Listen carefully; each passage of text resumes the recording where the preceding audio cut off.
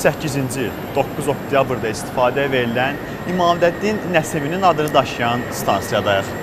Buranın ümumi uzunluğu 102 metr, dərinliyi isə 15-18 metrdir. Bir məqamda qeyd edeyim ki, stansiyanın açılışında Prezident İlham Əliyev də iştirak edib.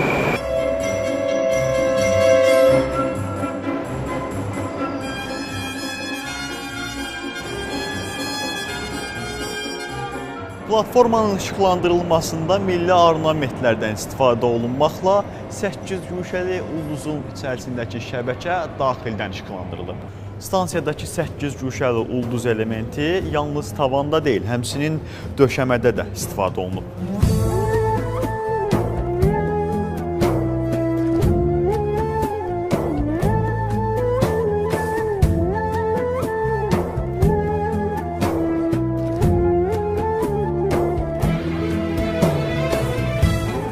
Stansiyanın giriş hissəsində Ulu Öndər Heydər Əliyevin Bakı metropoliteni Azərbaycan xalqının milli sərvətidir sözləri, digər tərəfdə isə İmaməddin Nəsiminin portreti həkk olunub.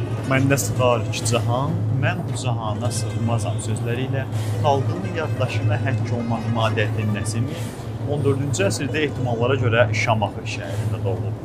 Onun həyatı haqqında ətraflı məlumat olmasa da, o əvvəllər Sufi, sonradan isə Nəimi yolunun davamçısı kimi hürufi şair kimi tanınır. Onun həyatı haqqında çəkilmiş Nəsimi filminin rejissoru Həsən Seyidbəyli, başrol ifadəçisi isə Rasim Balayevdir. Canımı yandırdı şövqün, ey nigarım, hardasan? Gözlərim nuri, iki aləmdə varım, hardasan?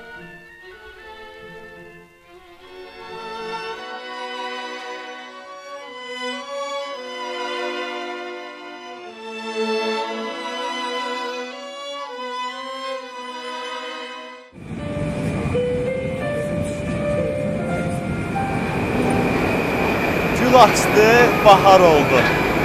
Yar məndən kənar oldu. Yar məndən ayrılalı, ürəyim mübar oldu. Stansiyaya çatan qatarlarda gül açdı, bahar oldu. Xalq mahnısından fraqment səslənir.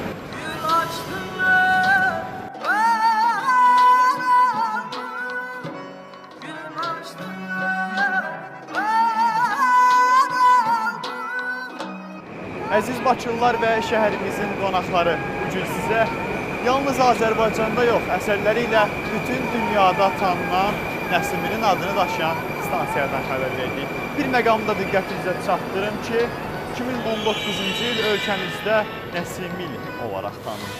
Bugünlük bu qədər. Növbəti həftədə, növbəti stansiyada görüşək. Hələlik.